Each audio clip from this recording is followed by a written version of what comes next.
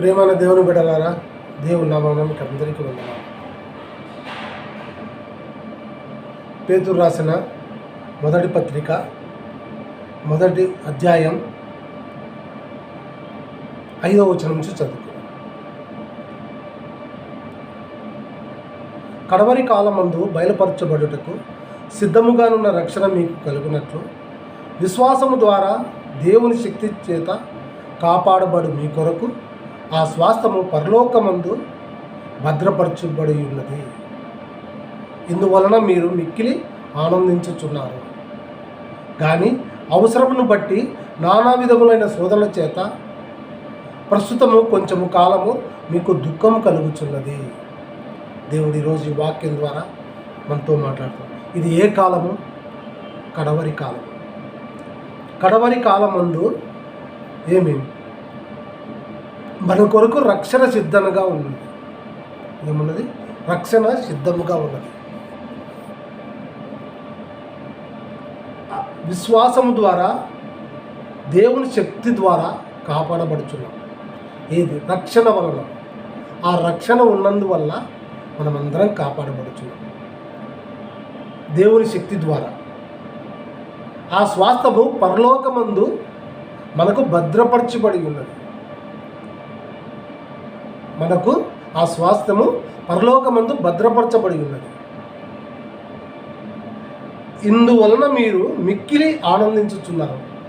ఈ విషయం బట్టి మనము ఆనందంగా ఉండం, కానీ అవసరమును బట్టి నానా విధములైన శోధనల చేత ప్రస్తుతము కొంచెం కాలము మీకు దుఃఖం కలుగుచున్నది. నిజం. దేవుని ప్రియమైన బిడ్డలారా, రక్షణలో ఉంటారు. రక్షణలో ఉన్నప్పుడు ఈ శోధనలు సాతాను విపరీతంగా శోధిస్తాడు. ఎన్ని రకాలుగా శోధిస్తాడంటే మనిషిని మనశ్శాంతిగా ఉండనివ్వడు. కానీ దేవుని కృపను బట్టి, ఆయన వాక్యం ద్వారా ఆయనను ప్రార్థిస్తూ విశ్వాసమును బట్టి మీరు ముందుకు సాగలిగితే దేవుడు ఆ సాతాను శోధన నుంచి మిమ్మల్ని అందరినీ తప్పిస్తాడు. సాతాను ఎంతసేపు మనిషిని శోధిస్తూ ఉంటుంది. ఇది కాదులే, ఇది వద్దులే, ఇది అది లేని. కానీ అవన్నీ సాతాను మాటలు. కానీ పరిశుద్ధాత్ముడు నువ్వు రక్షణలో కలిగి ఉంటే ఖచ్చితంగా పరిశుద్ధాత్ముడు నేను హృదయంలో హెచ్చరిస్తూ ఉంటాడు. దేవుని విశ్వసించు, దేవుని యందు భయభక్తులు కలిగి ఉండు, దేవుని యందు రక్షణలో ఉండు, విశ్వాసంలో ఉండు, ఆత్మీయ జీవితంలో బలపడు అని నిన్ను పరిశుద్ధాత్ముడు హెచ్చరిస్తుంటాడు. కాబట్టి దేవుని బిడ్డలారా, ఇవన్నీ మనకు శ్రమలు ఎందుకు వస్తాయి అంటే దేవుడే అనుమతిస్తాడు. ఒక్కొక్కసారి ఎందుకు అనుమతిస్తాడంటే బంగారాన్ని అగ్నిలో వేసి కాల్చి దాన్ని సానబట్టి చేస్తేనే ఒక విలువైన వస్తువుగా తయారవుతుంది. అలాగనే నిన్ను నన్ను ఏ శోధనలకు అప్పచెప్పినా దేవుడు ఎందుకు అంటే ఆ శోధనల నుంచి మనలో విశ్వసనీయత, మనలో సామర్థ్యత బయటికి తీసే దానికోసమే దేవుడు మనకు శ్రమలు అనుమతిస్తాడు, శోధనలను అనుమతిస్తాడు. వాటినన్నిటినీ మనం తట్టుకొని నిలబడితే మనము కూడా ఒక కడిగిన ముత్యంలాగా, ఒక కనకపు వస్తువులాగా మనం కూడా తయారు కాగలం. కాబట్టి విశ్వాసంతో ఆయన ఎందుకు ప్రార్థించి, ఇది కడవరి కాలం, శోధన కాలం.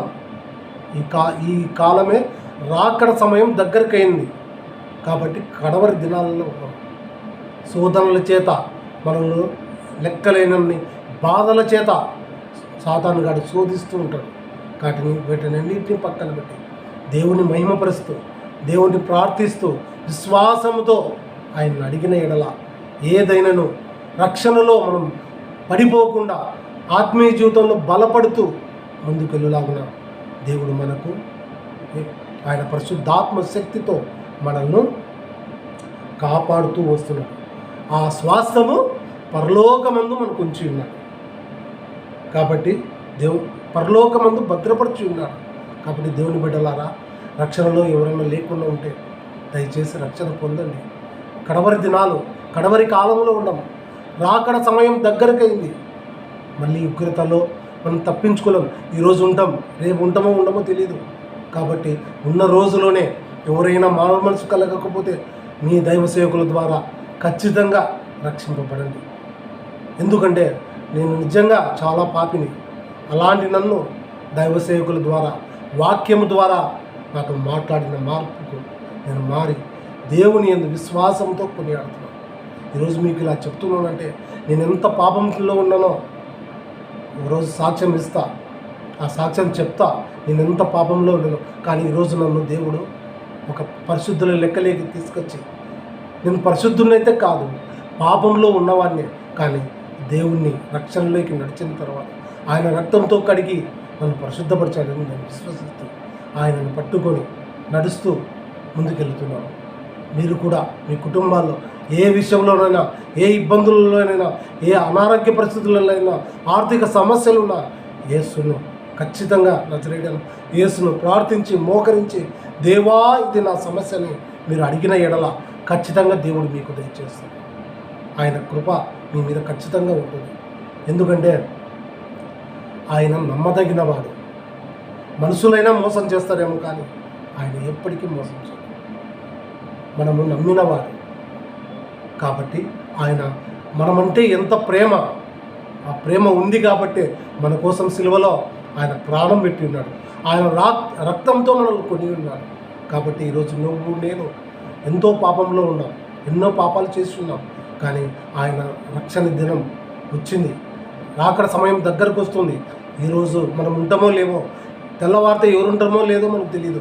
కాబట్టి మన జీవితాలలో ఏం జరిగినను మనకు అక్కడ పరలోకంలో స్థానం ఉండదు. కాబట్టి ఇప్పుడే మీకు మీ దైవ సేవకుల ద్వారా రక్షణలోకి నడవండి, రక్షింపబడండి.